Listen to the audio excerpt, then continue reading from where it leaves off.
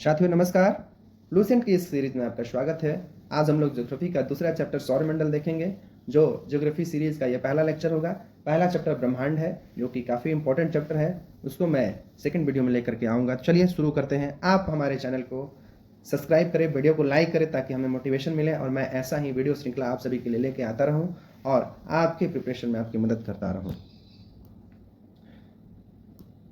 सूर्य के चारों ओर चक्कर लगाने वाले विभिन्न ग्रहों, क्षुद्र ग्रहों, धूमकेतुओं, उल्काओं तथा अन्य आकाशीय पिंडों के समूह को सौरमंडल कहते हैं। सूर्य के चारों ओर चक्कर लगाने वाले विभिन्न ग्रहों, क्षुद्र ग्रहों, धूमकेतुओं, उल्काओं तथा अन्य आकाशीय पिंडों के समूह को सौरमंडल यानी कि सोलर सिस्टम कहा जाता है।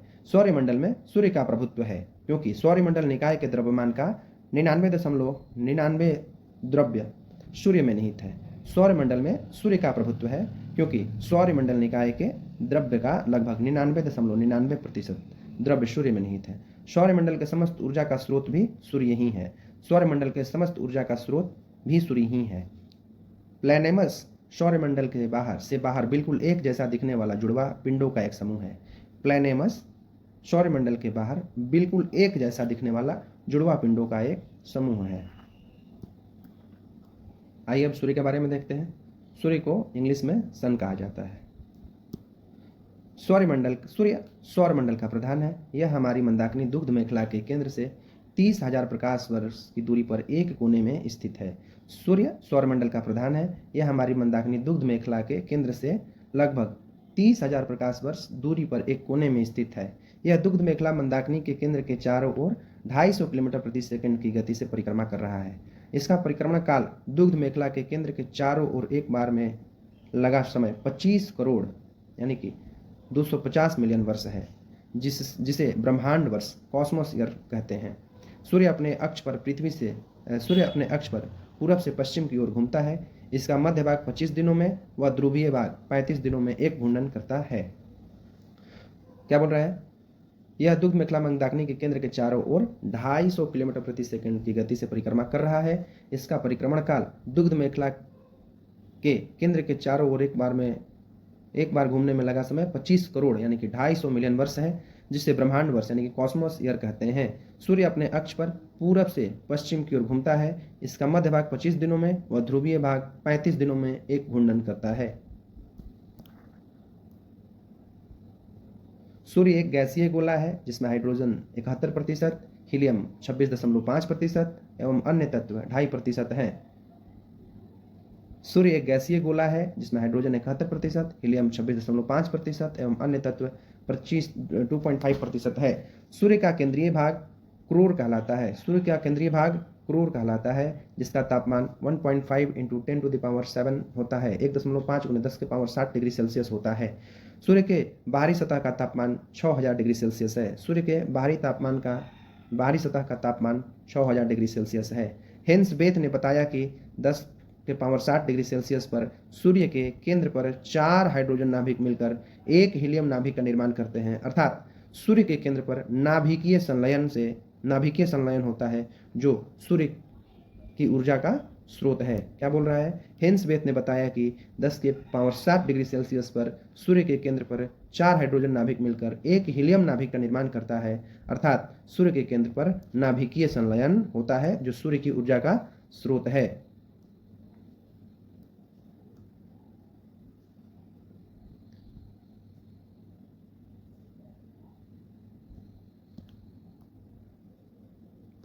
सूर्य के दीप्तिमान सतह को प्रकाश मंडल यानी फोटोस्फीयर कहते हैं।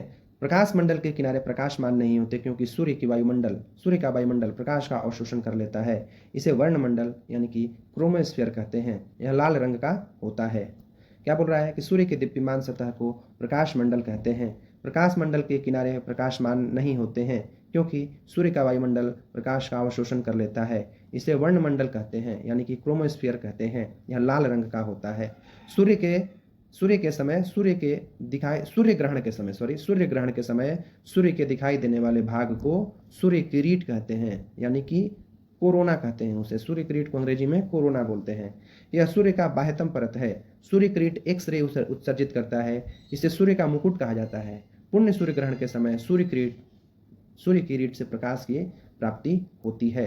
सूर्य ग्रहण के समय सूर्य के दिखाई देने वाले भाग को सूर्य किरीट या कोरोना कहते हैं। यह सूर्य का बाह्यतम परत है। सूर्य किरीट एक्सरे उत्सर्जित करता है।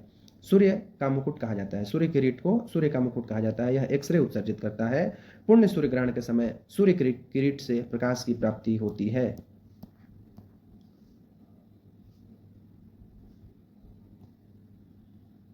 ब्रह्मांड के बारे में हमारा बदलता दृष्टिकोण। प्रारंभ में पृथ्वी को संपूर्ण ब्रह्मांड का केंद्र माना जाता था, जिसकी परिक्रमा सभी आकाशीय पिंड करते थे। सभी आकाशीय पिंड विभिन्न कक्षाओं में करते थे। इसे भूकेंद्रीय सिद्धांत यानी कि जियोसेंट्रिक थ्योरी कहा जाता था। इसके प्रतिपादक मिस्र यूनानी खगोल शास्त्री क्लाइडियस टॉलमी ने 1400 ईस्वी में किया था। ठीक है, क्या है ये कह रहा है कि प्रारंभ में पृथ्वी को संपूर्ण ब्रह्मांड का केंद्र माना जाता था, जिसकी परिक्रमा सभी आकाशीय पिंड विभिन्न कक्षाओं में करते थे। इसे भूकेंद्रीय सिद्धांत या फिर जियोसेंट्रिक थ्योरी कहा जाता था। जियोसेंट्रिक थ्योरी का प्रतिपादन मिस्र यूनानी खगोल शास्त्री क्लाइडियस टॉलमी ने 140 ईस्वी में किया था। बाद में पोलैंड के खगोल शास्त्री निकोलस कोपरनिकस, जिनका कार्यकाल 1473 से 1543 ईस्वी तक का था जीवन काल, इन्होंने दर्शाया कि सूर्य ब्रह्मांड के केंद्र पर है तथा ग्रह इसकी परिक्रमा करते हैं। अतः सूर्य विश्व या ब्रह्मांड का केंद्र बन गया। इसे सूर्य केंद्रीय सिद्धांत मतलब हेलियोसेंट्रिक थ्योरी कहा गया। हेलियोसेंट्रिक थ्योरी इसे कहा गया।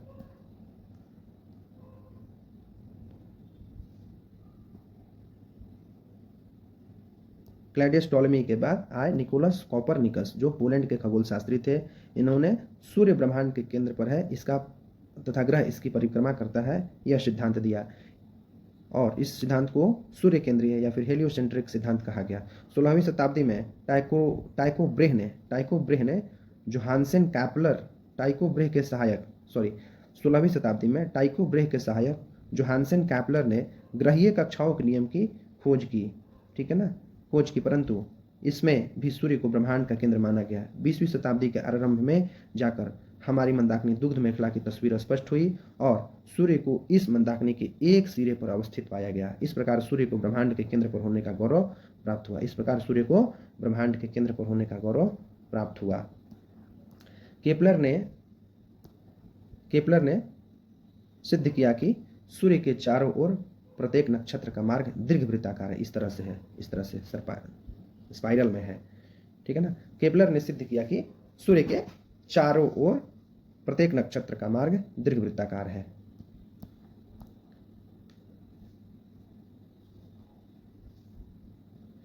सूर्य की उम्र 5 बिलियन वर्ष है। सूर्य की उम्र लगभग 5 बिलियन वर्ष है। सूर्य पृथ्वी से लगभग 1.5 करोड़ किलोमीटर दूर पर है। भविष्य में सूर्य द्वारा ऊर्जा देते रहने का समय 10⁻11 वर्ष है। सूर्य के प्रकाश को पृथ्वी तक पहुंचने में 8 मिनट 16.6 सेकंड का समय लगता है। 8 मिनट 16.6 सेकंड का समय लगता है। सौर ज्वाला को उत्तरी ध्रुव पर ऑरोरा बोरियालिस और दक्षिणी ध्रुव पर ऑरोरा ऑस्ट्रेलिस कहते हैं। सूर्य के धब्बे चलते हुए गैसों के खोल का तापमान आसपास के तापमान से 1500 डिग्री सेल्सियस कम होता है। सूर्य के धब्बों का एक पूरा चक्र 22 वर्षों का होता है। पहले 11 वर्षों तक धब्बा बढ़ता है और बाद के 11 वर्षों में यह धब्बा घटता है। सूर्य की सतह पर धब्बा दिखलाई पड़ता है उस समय पृथ्वी पर चुंबकीय झंझावात यानी कि मैग्नेटिक स्ट्रॉम उत्पन्न होता है। इसमें चुंबकीय सुई की दिशा बदल जाती है, जिससे रेडियो, टेलीविजन, बिजली चालित मशीन आदि में गड़बड़ी उत्पन्न हो जाती है। काफी इंपॉर्टेंट पॉइंट है। सूर्य के धब्बे का तापमान आसपास के तापमान से 1500 डिग्री सेल्सियस कम होता है। सूर्य के धब्बों का एक पूरा चक्र 22 वर्षों का होता है। पहले 11 वर्षों में यह धब्बा बढ़ता है और बाद के 11 वर्षों में यह धब्बा घटता है। जब सूर्य की सतह पर धब्बा दिखलाई पड़ता है उस समय पृथ्वी पर चुंबकीय झांझावात यानी कि मैग्नेटिक स्ट्रॉम उत्पन्न होते हैं। इससे चुंबकीय सुई की दिशा बदल जाती है, जो कि उत्तर दिशा में हमेशा रहता है, बदल जाती है। रेडियो, टेलीविजन, बिजली चालित मशीन आदि में गड़बड़ी उत्पन्न हो जाती है। सूर्य का व्यास लगभग 13,92,000 किलोमीटर है, जो पृथ्वी के व्यास का लगभग 110 गुना है। सूर्य का व्यास 13,92,000 किलोमीटर है, जो पृथ्वी के व्यास का लगभग 110 गुना है। सूर्य हमारी पृथ्वी से 13 लाख गुना बड़ा है और पृथ्वी को सूर्य ताप का 2 अरबवां भाग मिलता है। सूर्य हमारी पृथ्वी से 13 लाख गुना बड़ा है और पृथ्वी को सूर्य ताप का 2 अरबवां भाग मिलता है। मध्यरात्रि का सूर्य का अर्थ है सूर्य का ध्रुवीय वृत्त में देर तक चमकना। मध्यरात्रि के सूर्य का अर्थ है सूर्य का ध्रुवीय वृत्त में देर तक चमकना। मध्यरात्रि का सूर्य आर्कटिक क्षेत्र में दिखाई देता है। मध्यरात्रि का सूर्य आर्कटिक क्षेत्र में दिखाई देता है। सौरमंडल के पिंडों के बारे में देखेंगे। अंतर्राष्ट्रीय खगोल शास्त्रीय संघ इंटरनेशनल एस्ट्रोनॉमिकल यूनियन IAU की प्राग सम्मेलन 2006 के अनुसार सौरमंडल में मौजूद पिंडों की निम्नलिखित 3 श्रेणियों में बांटा गया है। IAU की प्राग सम्मेलन 2006 के अनुसार सौरमंडल में मौजूद पिंडों को निम्नलिखित 3 श्रेणियों में बांटा गया है। परंपरागत ग्रह, जिसको बुध, शुक्र, पृथ्वी, मंगल, बृहस्पति, शनि, अरुण और वरुण। परंपरागत ग्रह कौन है? 3 श्रेणियां कौन कौन सी है? तो परंपरागत ग्रह, बौने ग्रह और लघु सौरमंडलीय पिंड। परंपरागत ग्रहों में बुध, शुक्र, पृथ्वी, मंगल, बृहस्पति, शनि, अरुण और वरुण। और बौने ग्रहों में प्लूटो, चेरॉन, सेरस, 2003 UV 313। लघु सौरमंडलीय पिंड धूमकेतु, उपग्रह व अन्य छोटे खगोलीय पिंड हैं। धूमकेतु, उपग्रह व अन्य छोटे खगोलीय पिंड हैं। देखिए अब ग्रह के बारे में, ग्रह कौन होगा, ग्रह किसे कहेंगे, इसके बारे में इधर दिया गया है। ग्रह वे खगोलीय पिंड हैं जो निम्नलिखित शर्तों को पूरा करते हैं। पहला शर्त क्या है? जो सूर्य के चारों ओर परिक्रमा करता हो। दूसरा क्या है? उसमें पर्याप्त गुरुत्वाकर्षण बल हो जिससे वह गोल स्वरूप ग्रहण कर सके। तीसरा, उसके आसपास का क्षेत्र साफ हो, यानी उसके आसपास अन्य खगोलीय पिंडों का भीड़ भाड़ न हो। ग्रहों की उपयुक्त परिभाषा IAU की प्राग सम्मेलन 2006 में तय की गई। ग्रह की इस परिभाषा के आधार पर प्लूटो को यानी कि यम को ग्रह की श्रेणी से निकाल दिया गया। फलस्वरूप परंपरागत ग्रहों की संख्या 9 से घटकर 8 रह गई। यम को बौने ग्रह की श्रेणी में रखा गया है। ग्रह को 2 भागों में विभाजित किया जाता है। ग्रहों को 2 भागों में विभाजित किया जाता है, पार्थिव या आंतरिक, टेरेस्ट्रियल और इनर प्लेनेट। बुध, शुक्र, पृथ्वी, मंगल को पार्थिव ग्रह कहा जाता है, जबकि वे पृथ्वी के सदृश होते हैं, मतलब पृथ्वी के जैसे दिखते हैं। ये सूर्य व क्षुद्र ग्रहों की पट्टी के बीच स्थित है, इसलिए आंतरिक या भीतरी ग्रह भी कहते हैं। इसे सूर्य के बहुत निकट है। ये चट्टानों के बने होते हैं, ये सूर्य के बहुत निकट है।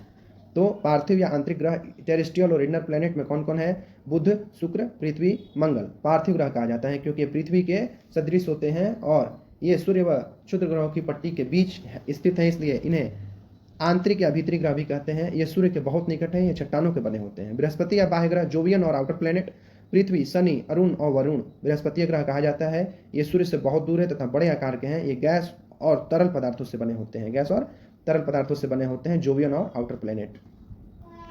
मंगल, बुध, शुक्र एवं शनि, ये बहुत इंपॉर्टेंट, कई बार पूछा है। मंगल, बुध, बृहस्पति, शुक्र एवं शनि, इन 5 ग्रहों को नंगी आंखों से देखा जा सकता है। मंगल, बुध, बृहस्पति, शुक्र और शनि, वो ये 5 ग्रह हैं जिनको नंगी आंखों से देखा जा सकता है। कभी कभी सवाल पूछता है, चौथा ऑप्शन दे देगा पृथ्वी को नंगी आंखों से हम देख नहीं सकते हैं। ठीक है। आकार के अनुसार ग्रहों का क्रम, बृहस्पति सबसे बड़ा है घटते क्रम में, शनि, बृहस्पति, शनि, अरुण, वरुण, पृथ्वी, शुक्र, मंगल और बुध, अर्थात सबसे बड़ा ग्रह बृहस्पति एवं सबसे छोटा ग्रह बुध है। घनत्व के अनुसार ग्रहों का क्रम, शनि, अरुण, बृहस्पति, नेपच्यून, मंगल, बुध, शुक्र, बुध और पृथ्वी, अर्थात सबसे कम घनत्व शनि का है और सबसे अधिक घनत्व पृथ्वी का है। शनि एक गैसीय गोला है, जब आप उसमें एक ऐसे जंप लगाएंगे तो आप उसके एक छोर से दूसरे छोर तक आ सकते हैं।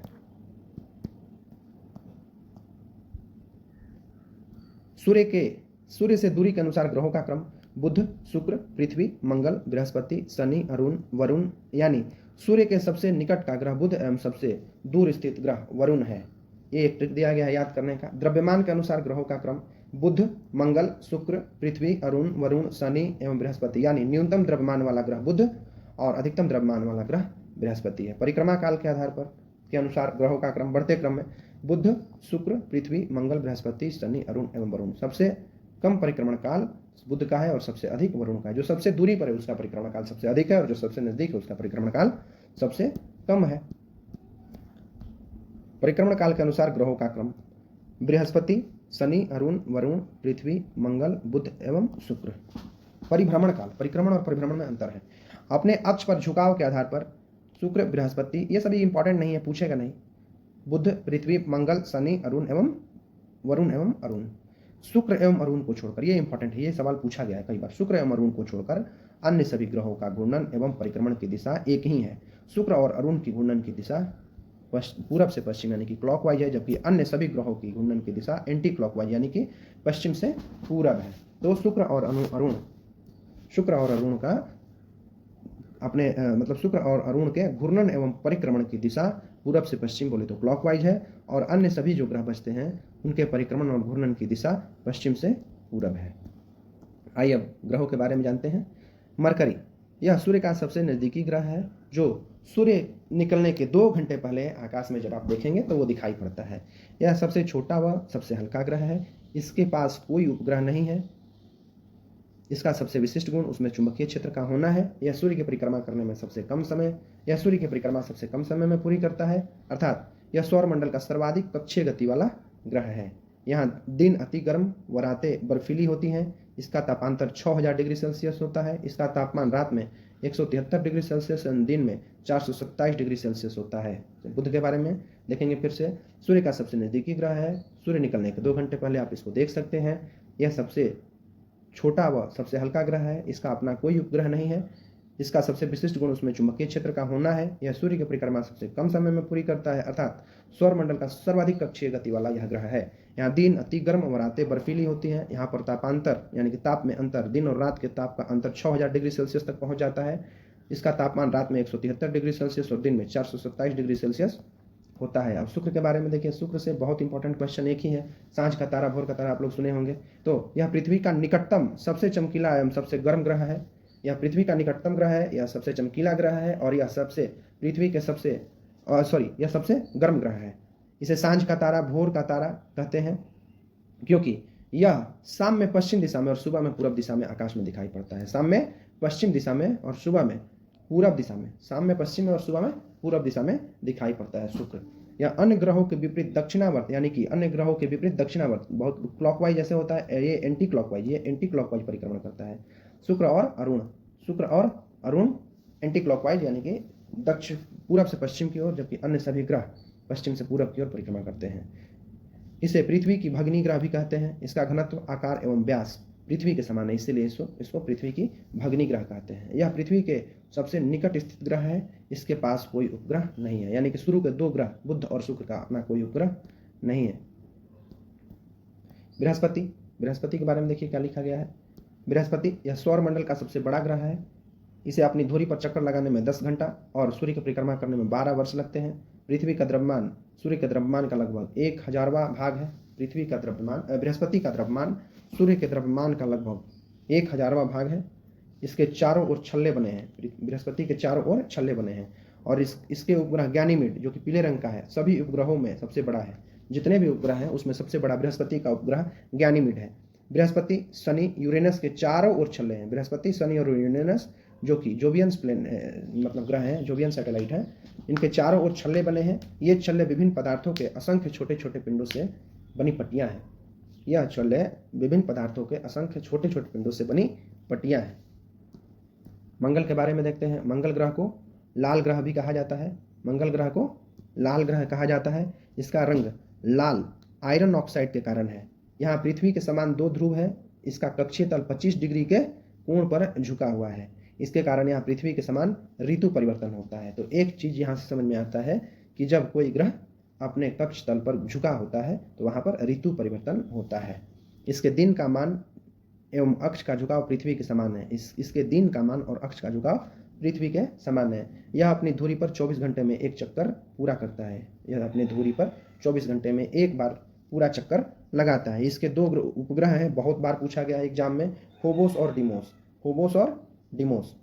डिमोस मंगल के 2 उपग्रह हैं। सूर्य की परिक्रमा करने में इसे 687 दिन लगते हैं। नेक्स्ट, सौरमंडल का सबसे बड़ा ज्वालामुखी और सौरमंडल की सबसे बड़ी ज्वालामुखी ओलिपस मेसी एवं सौरमंडल का सबसे ऊंचा पर्वत निक्स ओलंपिया, जो माउंट एवरेस्ट से 3 गुना अधिक ऊंचा है, यहाँ इसी ग्रह पर स्थित है। सौरमंडल का सबसे बड़ा ज्वालामुखी ओलिपस मेसी एवं सौरमंडल की सबसे ऊंची पर्वत निक्स ओलंपिया, जो माउंट एवरेस्ट से 3 गुनी बड़ी है, इसी ग्रह यानी कि मंगल ग्रह पर स्थित है।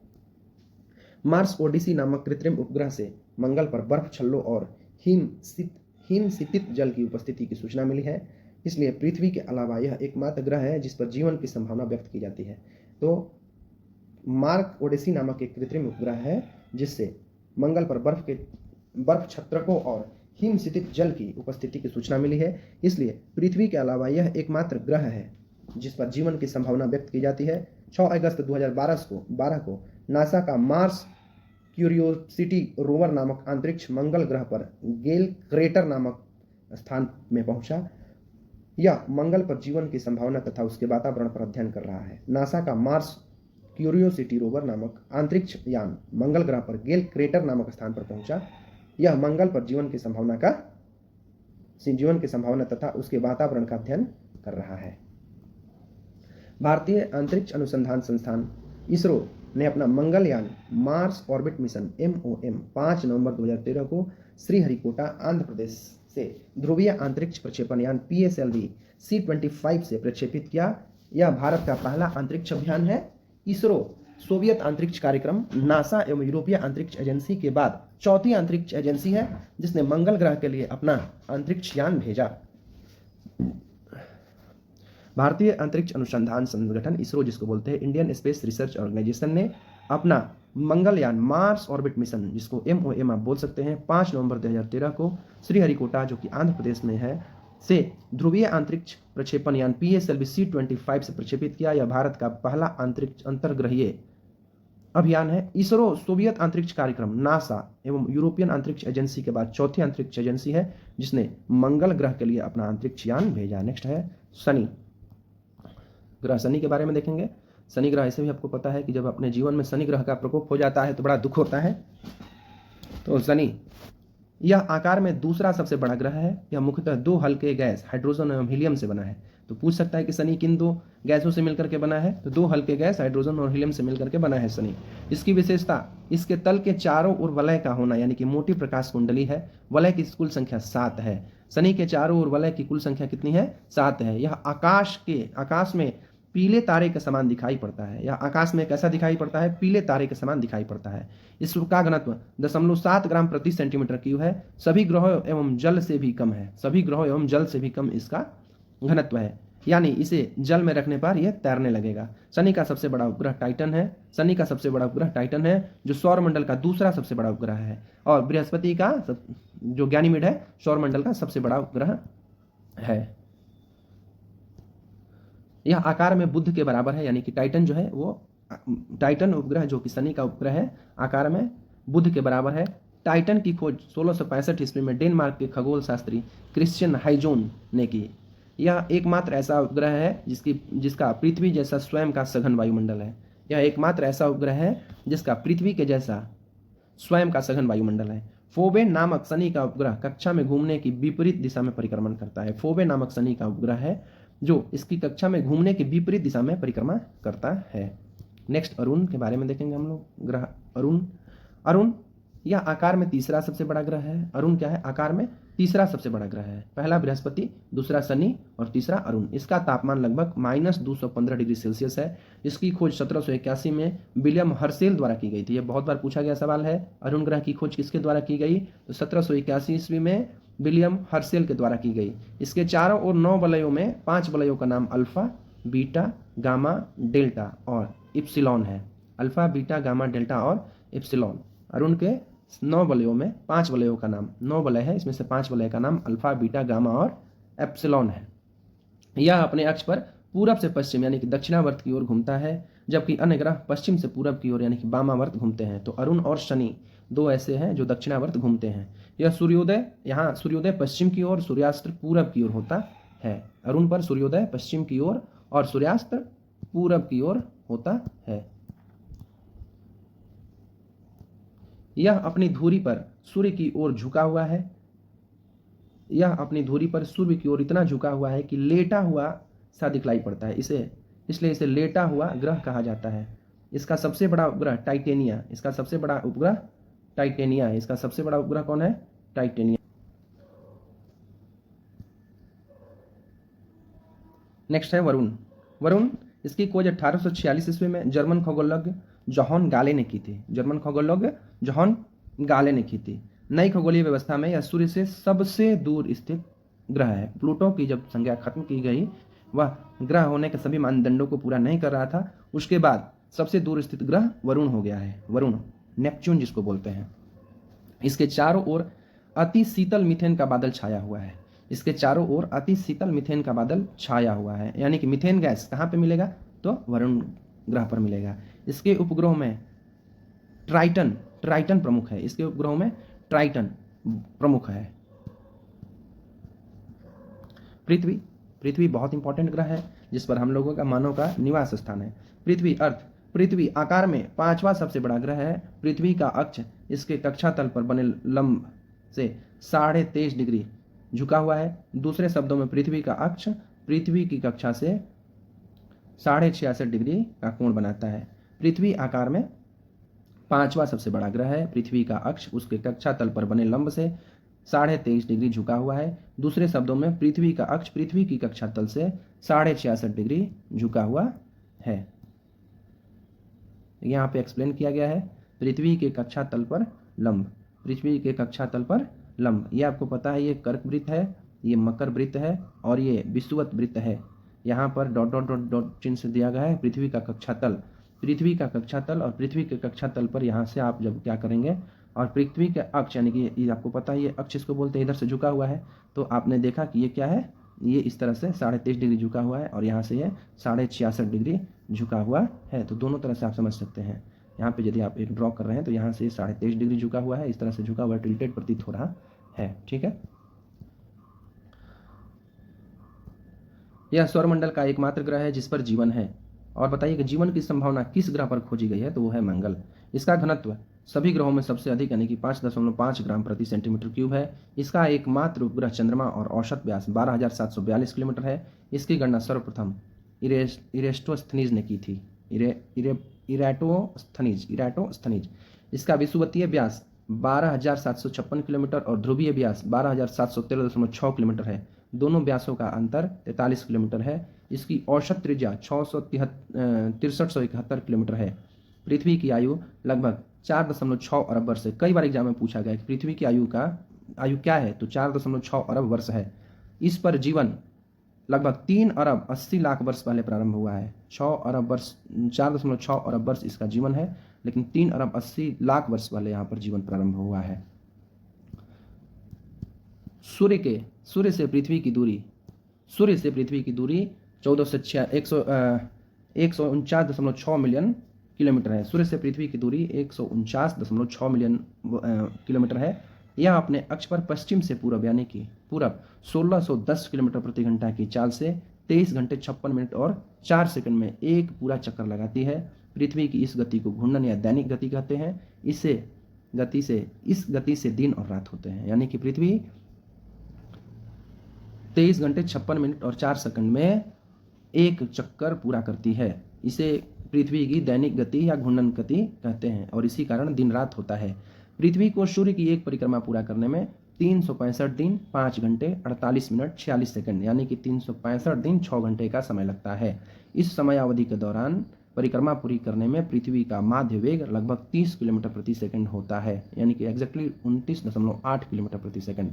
सूर्य के चतुर्दिक पृथ्वी के इस परिक्रमण को पृथ्वी की वार्षिक गति या परिक्रमण गति कहते हैं। तो पृथ्वी की एक दैनिक गति है, पृथ्वी की एक परिक्रमण गति है। पृथ्वी की दैनिक गति पूरा करने में पृथ्वी को 23 घंटे 56 मिनट और 4 सेकंड लगते हैं। पृथ्वी को 23 घंटे 56 मिनट और 4 सेकंड लगते हैं, जबकि पृथ्वी की वार्षिक गति या फिर परिक्रमण पूरा करने में 365 दिन 5 घंटे 48 मिनट 46 सेकंड बोले तो लगभग 365 दिन 6 घंटे का समय लगता है। 29.8 किलोमीटर प्रति सेकंड की गति से इस टाइम पे ये गति कर रही होती है।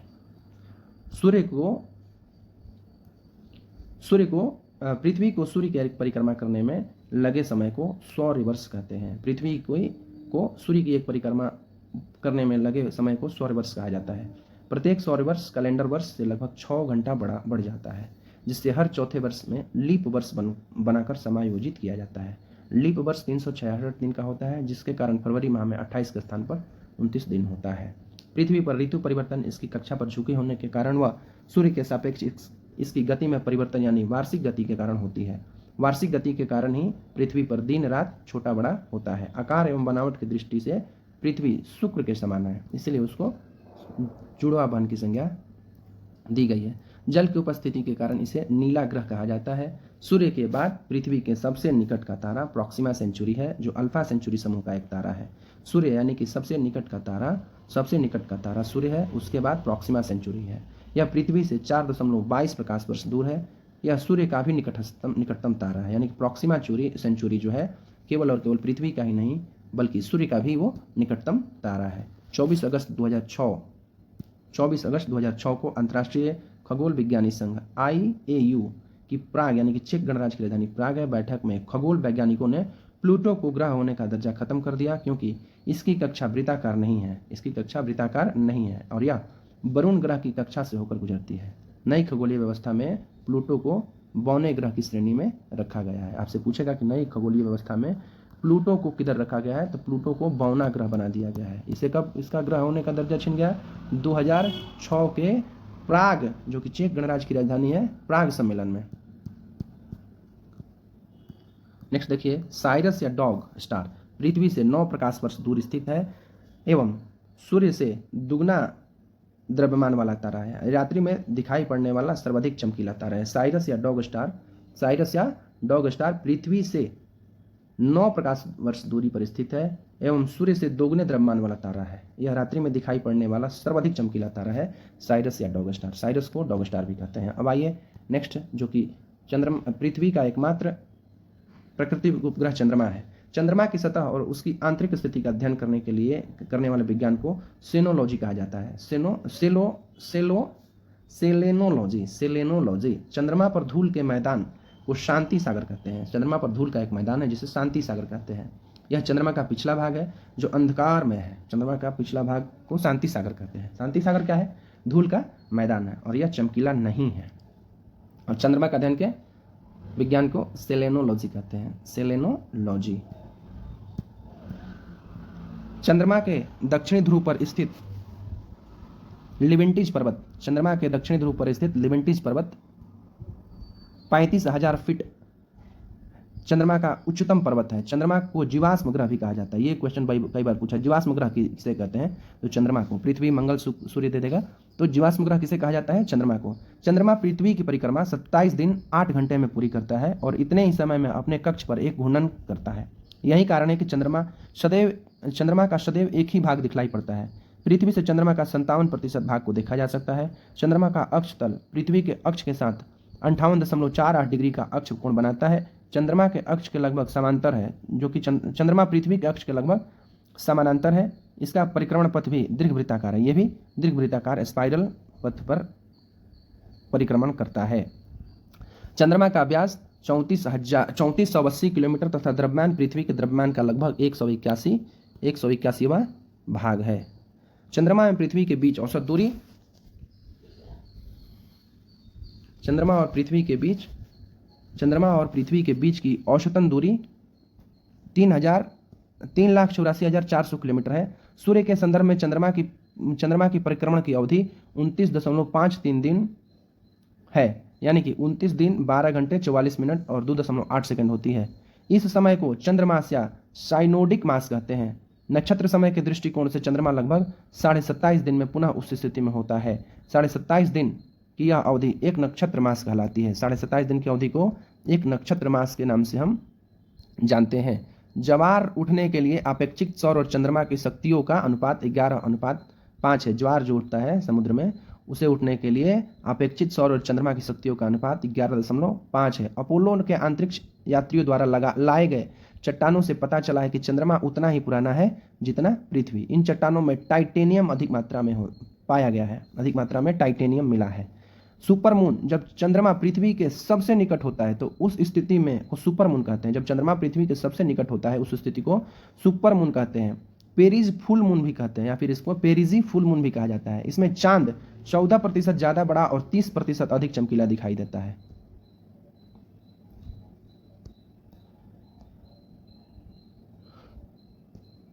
नेक्स्ट क्या बोल रहा है? सुपरमून शब्द 1779 में ज्योतिषी रिचर्ड नोबेल द्वारा दिया गया है। 1779 में ज्योतिषी रिचर्ड नोल द्वारा दिया गया है। सुपरमून शब्द रिचर्ड नोल ने गढ़ा है 1979 में। अब देखिए लघु सौर मंडलीय पिंड में क्या क्या है। लघु सौर मंडलीय पिंड में क्षुद्र ग्रह है। मंगल एवं बृहस्पति ग्रह की कक्षाओं के बीच कुछ छोटे छोटे आकाशीय पिंड हैं जो सूर्य की परिक्रमा कर रहे हैं, उसे क्षुद्र ग्रह कहते हैं। क्या बोल रहा है कि मंगल एवं बृहस्पति ग्रह की कक्षाओं के बीच कुछ छोटे छोटे आकाशीय पिंड है जो सूर्य की परिक्रमा कर रहे हैं, उसे क्षुद्र ग्रह कहते हैं। खगोल शास्त्रियों के अनुसार ग्रहों के विस्फोट के फलस्वरूप टूटे टुकड़ों से क्षुद्र ग्रह का निर्माण हुआ है। क्षुद्र ग्रह जब पृथ्वी से टकराता है तो पृथ्वी के पृष्ठ पर विशाल गर्त बनता है। अब उस तरह के गर्त का एक उदाहरण है लोनार झील, जो कि महाराष्ट्र में है। क्षुद्र ग्रह जब पृथ्वी से टकराता है तो पृथ्वी के पृष्ठ पर विशाल गर्त बनता है, और उसका एक उदाहरण आपको भारत के महाराष्ट्र में लोनार झील के रूप में देखने को मिलता है। फोरबेस्टा एकमात्र क्षुद्र ग्रह है जिसे नंगी आंखों से देखा जा सकता है। नंगी आंखों से देखा जाने वाला एकमात्र क्षुद्र ग्रह कौन है? फोरबेस्टा है। धातु, धूमकेतु, कॉस्मेट। सौरमंडल के छोर पर बहुत ही छोटे छोटे अरबों पिंड विद्यमान हैं जो धूमकेतु या पिक्चल तारे कहलाते हैं। कॉमेट क्या बोल रहा है कि सौरमंडल के छोर पर बहुत ही छोटे छोटे अरबों पिंड विद्यमान हैं जो धूमकेतु या पिक्चल तारे कहलाते हैं। यह गैस एवं धूल का संग्रह है। यह गैस और धूल का संग्रह है जो आकाश में लंबी चादर पूंछ रहित प्रकाश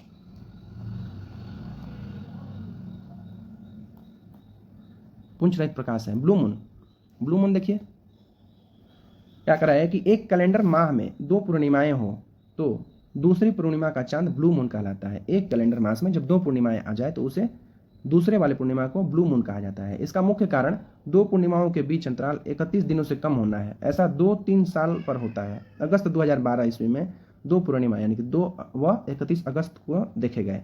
इनमें से 31 अगस्त के पूर्णिमा को ब्लू मून कहा गया, यानी कि दूसरा जो पूर्णिमा होगा एक ही महीने का दूसरा पूर्णिमा को ब्लू मून कहा जाता है। जब किसी वर्ष विशेष में 2 या अधिक माह ब्लू मून के होते हैं तो उसे मून ईयर कहा जाता है। 2018 को ब्लू मून ईयर कहा गया था। 2018 ब्लू मून ईयर था। वर्ष 2018 में पहला ब्लू मून 31 जनवरी और दूसरा ब्लू मून 31 मार्च को हुआ। पहले वर्ष 2018 में पहला ब्लू मून 31 जनवरी को और दूसरा ब्लू मून 31 मार्च को हुआ। यानी कि जब एक ही साल में 2 ब्लू मून हो जाए उसको ब्लू मून ईयर कहते हैं या फिर मून ईयर कहा जाता है। सी ऑफ ट्रैंक्विलिटी चंद्रमा पर वह स्थान है जहां अमेरिका का अंतरिक्ष यान अपोलो 11 उतरा, और शिव शक्ति चंद्रमा के दक्षिणी ध्रुव पर वह स्थान है जहां भारत का चंद्रयान 3 के लैंडर विक्रम उतरा था। क्या बोल रहा है कि सी ऑफ ट्रैंक्विलिटी चंद्रमा पर वह स्थान है जहां अमेरिका का अपोलो 11 अंतरिक्ष यान उतरा था, और शिव शक्ति वह स्थान है जहां पर भारत का चंद्रयान 3 के लैंडर विक्रम उतरा था। बौना ग्रह यम, IAU ने इसका नाम 134340 रखा है। क्लाड टामो ने 1930 में इसकी खोज की थी, यम का खोज, प्लूटो की खोज। IAU ने इसका नाम रख दिया 134340। अगस्त 2006 की IAU की प्राग सम्मेलन में ग्रह कहलाने के मानदंड पर खरे नहीं उतरने के कारण यम को ग्रह की श्रेणी से लाकर बौने ग्रह की श्रेणी में रखा गया, यानी कि प्लूटो अब बौना ग्रह 2006 के बाद कहा जाता है। यम को ग्रह की श्रेणी से निकालने का कारण यह है, पहला, आकार में चंद्रमा से छोटा है, इसकी कक्षा का वृत्ताकार नहीं होना है, और वरुण की कक्षा को यह काटता है। सेरस, इसकी खोज इटली के खगोल शास्त्री पियाजी ने किया था। सेरस की खोज पियाजी समझ ही रहे हैं आप लोग, पियाजी क्या होता है। IAU की नई परिभाषा के अनुसार इसे बौने ग्रह की श्रेणी में रखा गया। तो सेरस की खोज आप लोग नहीं भूलिएगा। IAU की नई परिभाषा के अनुसार इसे बौने ग्रह की श्रेणी में रखा गया है। इसे संख्या 1 से जाना जाएगा। पियाजी के द्वारा खोजे गए सेरस को संख्या 1 से जाना जाएगा। इसका व्यास बुध के व्यास का 1/5 है। अन्य बौने ग्रह में चेरॉन और 2003 UB 313 इरिस जिसको कहते हैं। उल्काएं क्या होती हैं? अब देखिए सौरमंडल की सारणी दिया गया है। सौरमंडल का सारणी काफ़ी इंपॉर्टेंट है। बुध का औसत घनत्व 5.43 है, ठीक है। शुक्र का 5.24 है, पृथ्वी का 5.5, मंगल का 3.93, बृहस्पति का 1.33, शनि का 0.69, अरुण का 1.27 और वरुण का 1.64। व्यास सबका देख लीजिए। बुध का परिभ्रमण या घूर्णन काल कितना है? तो 58.6 दिन।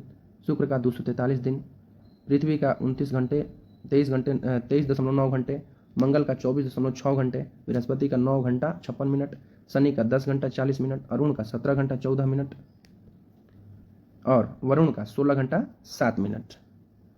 अब परिक्रमण काल देख लीजिए। 88 दिन में परिक्रमण करता है सूर्य के चारों ओर। परिभ्रमण या घूर्णन अपने अक्ष पर होता है और परिक्रमण सूर्य के चारों ओर होता है। सूर्य 88 दिन में, शुक्र 255 दिन में, मंगल 365.26 दिन में, पृथ्वी 365.26 दिन में, मंगल 687 दिन में, बृहस्पति 11 वर्ष 11 महीना में, शनि 29 वर्ष 5 महीना, अरुण 84 वर्ष में और वरुण 164.8 वर्ष में। उपग्रहों की संख्या 2 को तो 0 है। पृथ्वी का एकमात्र उपग्रह चंद्रमा है। मंगल का 2 उपग्रह फोबोस और डिमोस है। बृहस्पति का 95 उपग्रह है, गैनीमीड उसमें से है। शनि का टाइटन 146 उपग्रहों के साथ सबसे ज़्यादा उपग्रहों वाला ग्रह शनि है। अरुण का 28 और वरुण का 16 उपग्रह है। अब क्या बोल रहा है, शुक्र चमकीला है, क्यों? क्योंकि गर्म होना है, उसके कारण है। गर्म होने के कारण पृथ्वी जल के कारण नीला ग्रह कहा जाता है। मंगल को आयरन ऑक्साइड के कारण लाल ग्रह कहा जाता है। बृहस्पति को पीले रंग का है क्योंकि SO2 के कारण। शनि काला है N2 के कारण। अरुण हरा है मीथेन के कारण और वरुण हल्का नीला है मीथेन के कारण। तो इस तरह से ये वीडियो समाप्त हुआ। आप लोग हमारे चैनल को सब्सक्राइब कीजिए, लाइक कीजिए। Thank you. नेक्स्ट वीडियो में मिलते हैं। बहुत बहुत धन्यवाद वीडियो देखने के लिए। आपका बहुत बहुत धन्यवाद। आपका दिन शुभ हो।